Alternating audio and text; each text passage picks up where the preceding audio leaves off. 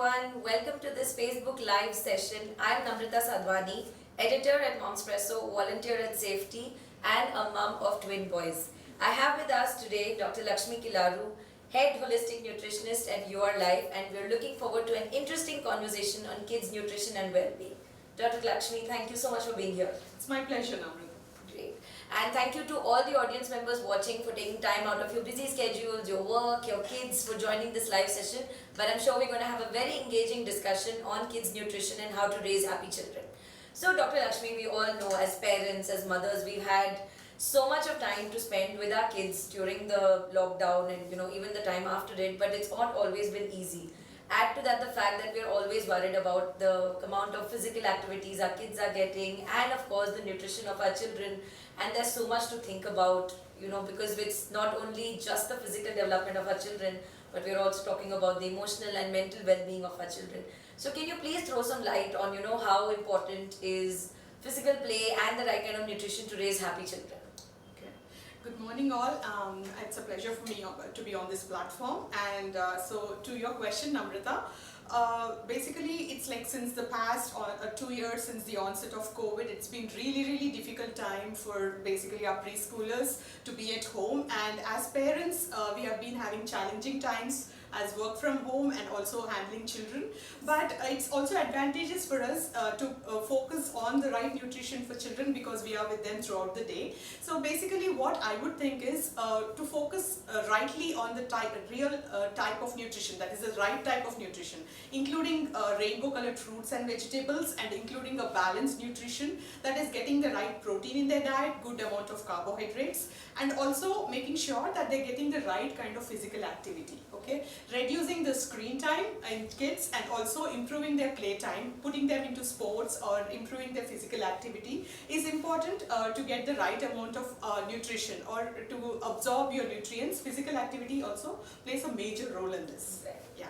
So, as parents, we all know that, it's so impossible and we have so much of a responsibility on our head for, ensuring that our kids have the right nutrition, physical activity, emotional well-being, mental well-being.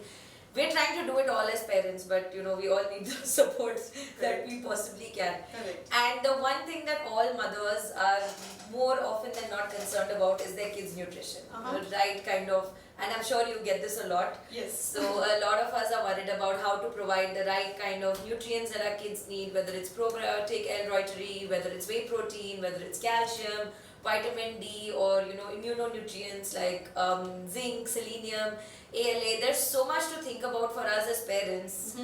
How can we ensure that we are giving them to our children in the right way? So let's break it down into macro and micronutrients, because I'm sure we need to focus a little bit more on this because that's really a big concern for all mothers. Definitely. See, with the onset of COVID again, it's really important to focus on the right amount of nutrition. Right. Or, if the kid has contracted COVID, also for recovery, we need a really good amount of nutrition for them. Right. So, when it comes to proper nutrition, so like you said, Namrita, let's break it down into macronutrients and micronutrients, right? Yeah. So, macronutrients is, as the word suggests, it's something that you take in large amounts, like your carbohydrates, your proteins, and your fats. So since we are talking about age groups from 3 to 7, we could concentrate basically on carbohydrates. You could give them simple carbohydrates which are easy for digestion, right? You can also ensure that they are getting the right amount of proteins.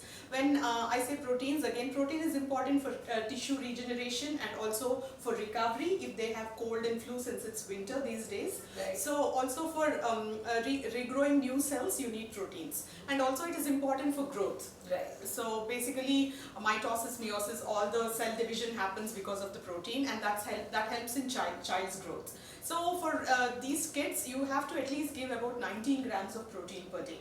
Right? 19 grams. Yes. That's the number we need to remember. Right. So for that, basically I would break down it into like dairy sources. Dairy sources, you could include a glass of milk, or a cup of yogurt, or a cup of curd rice.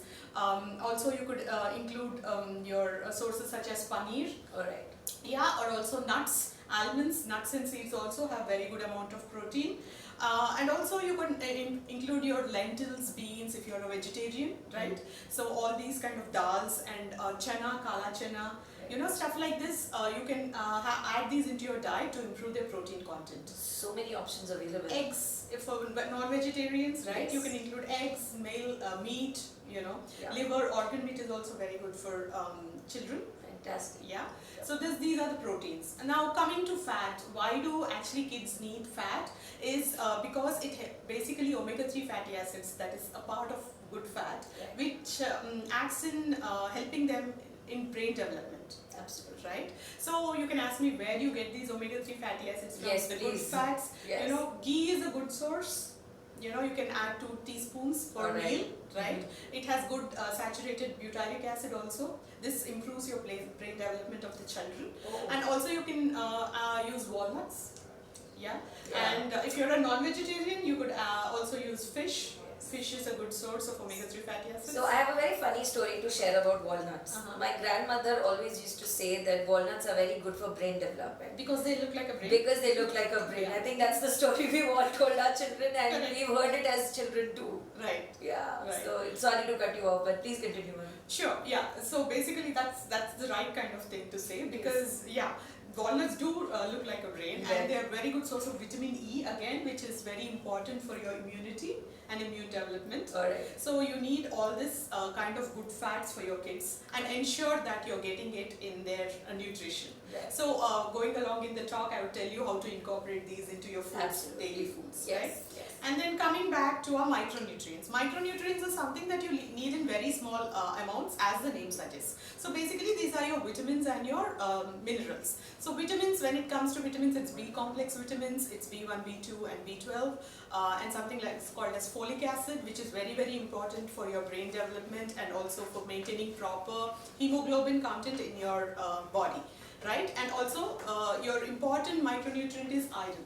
Iron. Okay. Right. Right. Focus on iron, right? So you can ask me, where do you get these sources of iron from? So iron is, the color of iron is reddish brown. Right. So focus on sources which are reddish brown again. Oh, that's a great correlation. Right. So your ragi, Alright. liver, jaggery, and also your green leafy vegetables. Alright. So all these are very good sources of iron. Okay. So basically you can do a ragi java, ragi mixed with milk, or ragi mixed with buttermilk, or ragi idli, ragi dosa. You can do those for kids. And also green leafy vegetables, include those in mashed form. You can do like your spinach paratha, you know, Yummy. methi ka paratha, you know, make it tasty and healthy. Yes. So these are, iron is important again for children.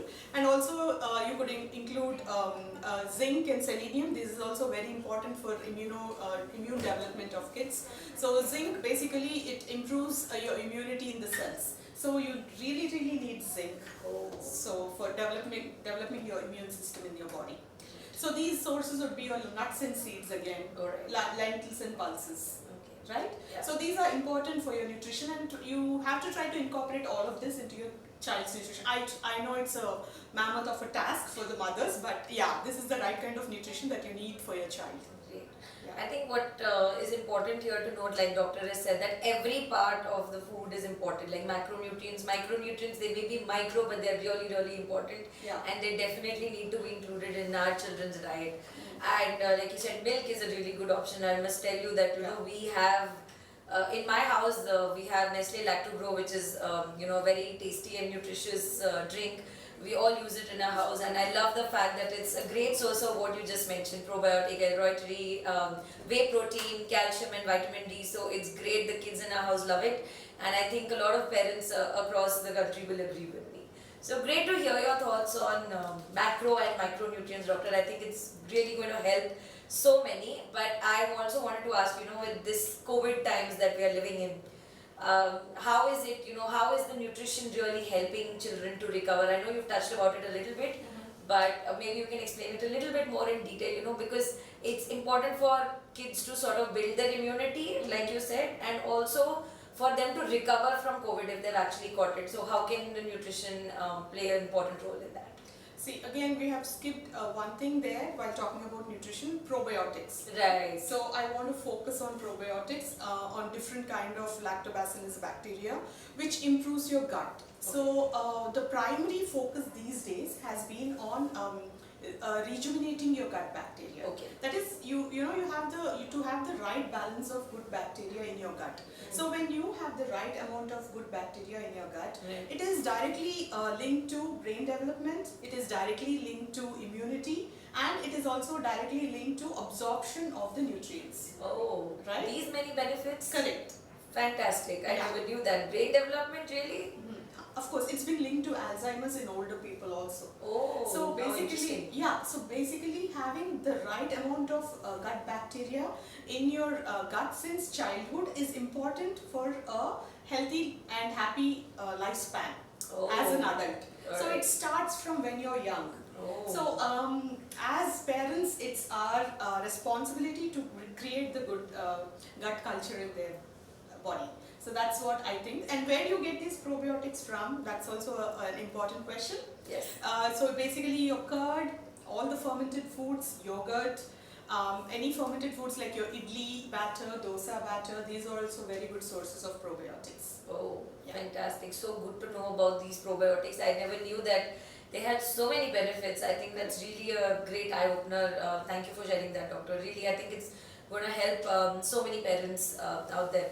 So coming back to my question on COVID, how can nutrition help kids to build their immunity so that they don't contract COVID, and if they do contract COVID, how to recover from it? Right. So it's basically focusing on the right nutrition again, and so for example, having a good breakfast is really important for your children. So make sure they have less screen time and they are getting right amount of sleep. Right. So focusing on sleep is really important. Getting your preschooler to have at least 10 to 12 hours of sleep is primarily important to reset their body. And once your body is reset and they wake up with circadian rhythm, that is waking up at sunrise and sleeping at sunset. Right. So basically that is really important, and focusing on the right breakfast. So make sure your child is getting enough of iron, enough of carbohydrates in their breakfast, and also focus on your mid-morning snack, which can be a fruit, and focus on the right amount of lunch. Maybe you can give them soups and salads, or they can also have right amount of carbohydrates. That is, they can have your you can include your rice, your dals, your chicken. Make sure you give them what they like. For example, if you're giving pasta, try to include lot of rainbow colored vegetables in it. Okay, reduce the amount of pasta and improve the amount of vegetables in it. So I think, so when you look at a plate, even if it's kids' plate or our plate, basically kids learn from adults, right? So if you have more color in your plate, maybe they would ask for more color in their plate. So if they're not eating the vegetables, maybe you can use it in mashed form. Oh, right. Okay. Try to make in the evening. You can try to make like a fruit smoothie. So my son's favorite is banana nut smoothie. Fantastic. Where evening that's his pre-football smoothie. Where I just take a banana, 2 or 3 walnuts. I include some chia seeds in it and few dates. So I omit sugar. All right. Right. So Natural omitting sugar is really important from your child's diet. So if you ask me, at home I do not have sugar. Wow. Right. We'll all aim to get to that point someday. Right. So, with all the tips that you're giving us. Right. So it's basically depends on us as moms how we try to include their nutrition and how do you develop their taste buds since they are young. Yeah. Right. So omit sugar, because when you give them a sugar, it gives them a sugar rush. Right. So basically, doctors these days are linking sugar to a drug because of how you crave for it. So once you get that sugar rush, the kid is in a sugar high, and then he wants it more and more of it again. Absolutely. Right. So try to cut down with sugar, add more dates, add more honey, and make sure you're getting the right amount of honey, the good source of honey. Right. These days it's artificial sugars again, which is not the right source of honey. Correct. And also dinners, make sure they're eating before sunset. That eliminates the child obesity. Oh, right. Interesting. Yeah, early dinners, early going to bed. So bedtime should be around say 8 to 9ish. Yes. And reduce the screen time before bed. So they can have good REM sleep, that is, deep sleep. Right. Yeah. Great. So I think what you're saying is kids need to follow that circadian rhythm of sleeping and waking with the sun.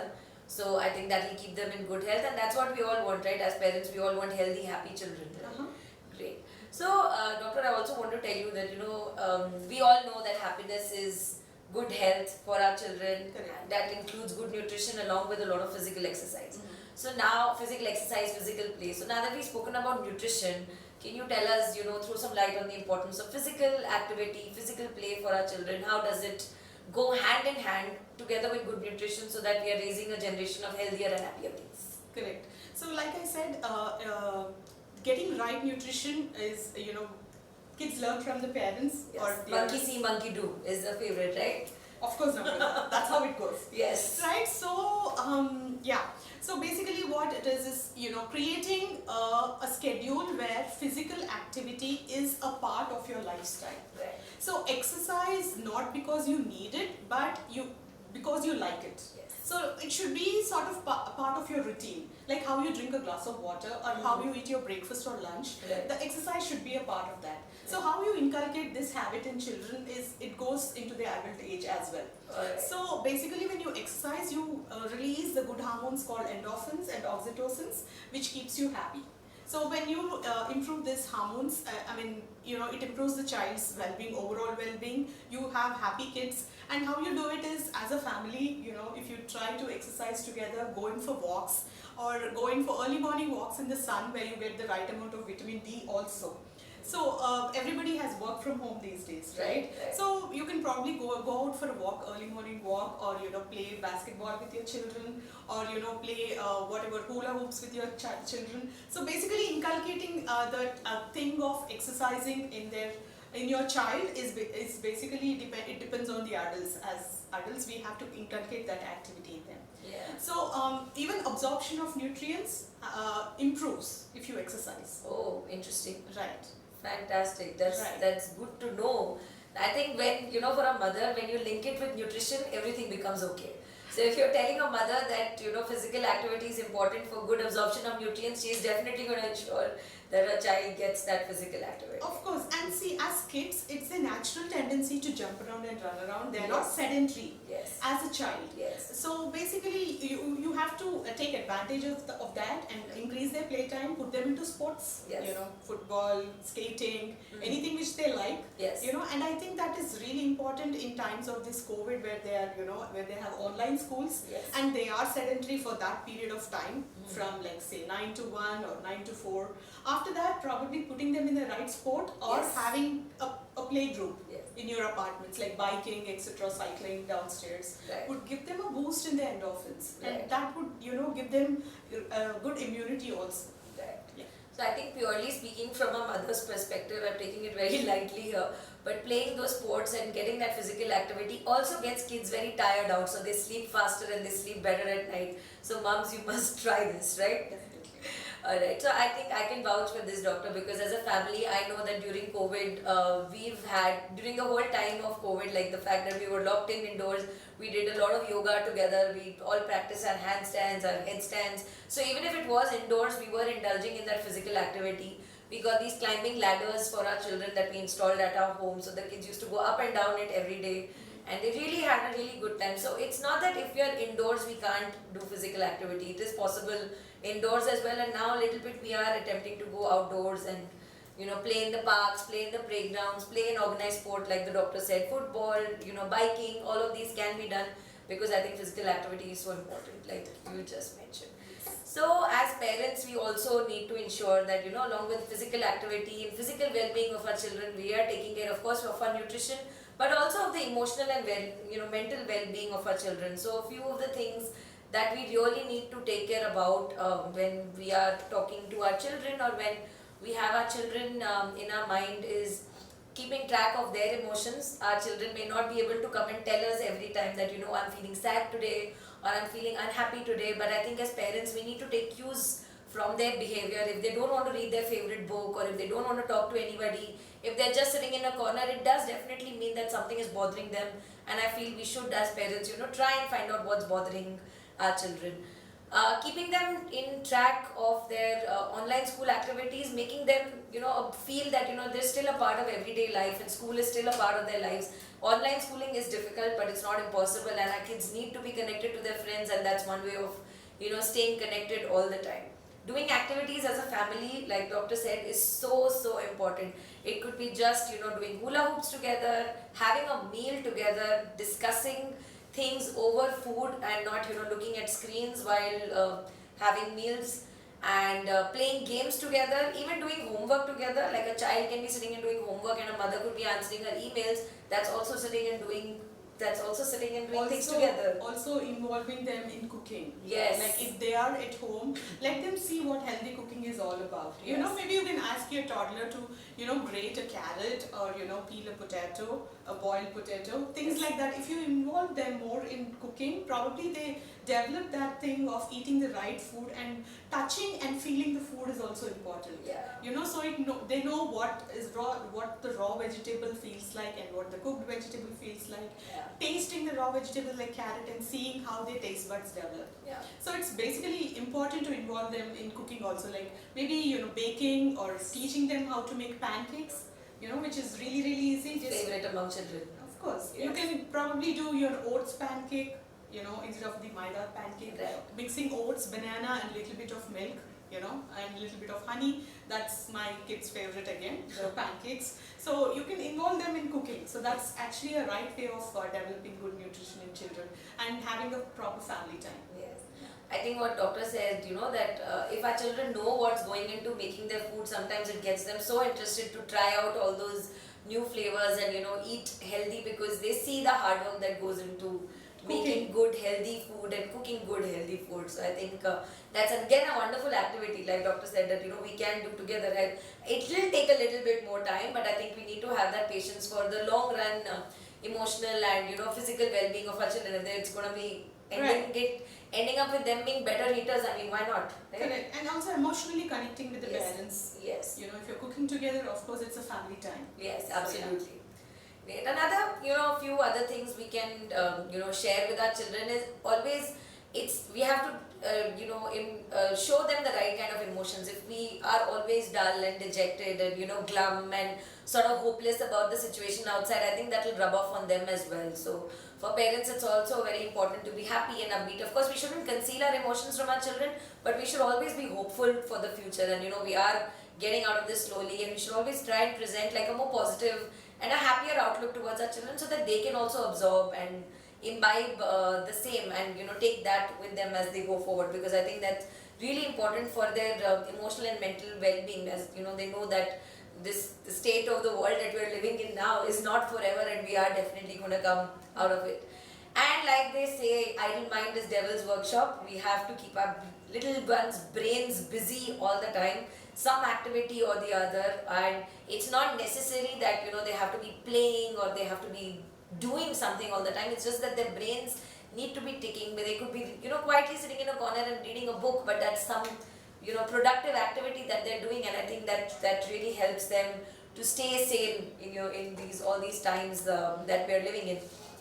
Dedicated time for play is very important. I think often we forget that making time for play is important. We are so engrossed in the routine of eating, showering, getting to online school, homework. We forget that it's children and they have to play. So dedicating a good amount of time during the day to play will actually help in multisensorial development for children and engage them productively and keep them emotionally and mentally well connected to their social peers, to their family members, and basically give them a sense of hope and enthusiasm. And of course, I always say that the best times that I have with my children is when I'm putting them to bed, we're reading a bedtime story, and I'm talking to them about how their day was, what they did during the day, what they liked, what they didn't like. So that's our time together, where we have a conversation with each other. We try and find out what was good about the day, what we didn't like about the day, what we can improve in the day. So I think making time for conversations between family members is so important. It could be over meals, it could be over bedtime, it could be while playing, anytime. I think the lines of conversation need to be open, right, doctor? Definitely. And primarily having dinner together, that's what I would stress on, instead of everybody eating in their own room. So my older daughter tries to eat in her room while she's on screen with her friend watching a Zoom, watching a movie on Zoom, which I don't encourage, because having a right family time together. Dinner I really stress, although breakfast and lunch, it depends on different timings, because as parents we need to run to offices, and lunchtime is basically not together with the children. But so having dinner time together is very, very important, where you talk about your day, or you talk about what they like or what they dislike, is really, really important for kids. Yeah. So that, and I also agree with your reading thing, where you tend to read to your child, having a bedtime story which inculcates the habit of reading.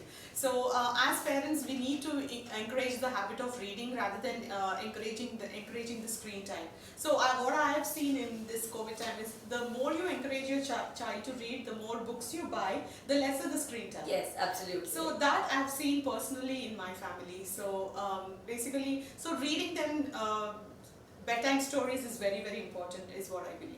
Yeah. So basically, with all of these points, what I'm trying to say as a parent, and what doctor is trying to tell every parent out there, is that we all want our children to be happy. We all want our children to be healthy. We want them to be happy, and I think that will really go a long way in them being happy adults as well, and healthier adults as well. Because if the habits start from the time that they are children, I think they will find it easier to carry them into adulthood as well. And I think so rightly said, by doctor as well, that it's so important that right nutrition and physical play come together into play to ensure happy kids and happy growth for our children. So doctor, I think we've come to the end of the conversation. So would you like to summarize whatever we've talked about so far, and basically tell our parents who are watching on how to raise happy kids? Definitely, like you said, Namrata, emotional health is important along with physical, and having the right amount of nutrition. Giving them right amount of nutrition and not having physical activity, and not knowing how to deal with the emotions wouldn't work as such, because emotional health is directly connected to your brain health. Brain health is directly connected to your digestion and your absorption of nutrients. So as a holistic nutritionist, what I would say is, concentrate on the being happy, that is stress-free. Concentrate as parents and as children, and concentrate on having the right sleep, because sleep resets your body. Follow the circadian rhythm, sunrise and sunset, because that's how our bodies function, and that would increase your lifespan as a child and as an adult. It's really, really important to follow this, and also proper amount of hydration. Right? Yes. So if you of course, if you're giving milk to your children, there is a little amount of water in it, but also make sure that they're hydrating properly. They're drinking at least 1.5 to 2 liters of water in a day. So having water is really, really important, and also having the right amount of nutrition. Include rainbow colored fruits and vegetables. Again, summarizing everything. Make sure the more the rainbow colored vegetables and fruits, the more phytonutrients. So when I say phytonutrients, it has antioxidants which fight against diseases. It is anti-cancerous, and it's good for your heart. So inculcating good nutrition is very, very important since childhood, as and when they grow up into a healthy adult. And include physical activity also, which is important, that we have spoken a lot about. Yes. And also make sure you're giving kid-friendly meals which are nutritious. So there are a lot of websites, a lot of Instagram stories where you see that what kind of kid-friendly smoothies can you give. So there are banana nut smoothies which the whole family can have in the morning. That you can have a green smoothie also, where you can include a little bit of spinach, your banana, and a green apple, and a little bit of mint. That can be also a good kid-friendly smoothie. Mangoes, include a seasonal, go local, go seasonal. Yes. Right? Get seasonal fruits and vegetables, get local fruits, whatever is available. So for example, if you are living in Hyderabad and go out on the streets, you find a lot of oranges, a lot of red carrots, and a lot of peas, because that is where the nutrition for this season comes in. So the nature is trying to tell you to pick those up and eat whatever is locally available. Right? And try to avoid foods which which are internationally available, because the longer it travels, the lesser the nutrition is there in it. Absolutely. So go local, go seasonal, and also try to get the right amount of nutrition, colorful nutrition, and get the right amount of fats in their diet. Right. Thank you so much, Dr. Lakshmi. You've been absolutely brilliant and you've shared some wonderful points for our parents out there to ensure healthy nutrition and physical activity to it, and to ensure that our kids have happy growth and we end up with happy kids and then eventually in the future happier adults. So thank you so much for your time. And thank you to everybody who's joined into this conversation. I'm sure we've all picked up some wonderful tips. If you do have any questions about happy growth for children, please do leave them in the comments below and we'll get them answered. Thank you everyone for your time. Have a lovely afternoon and day ahead. Thank you.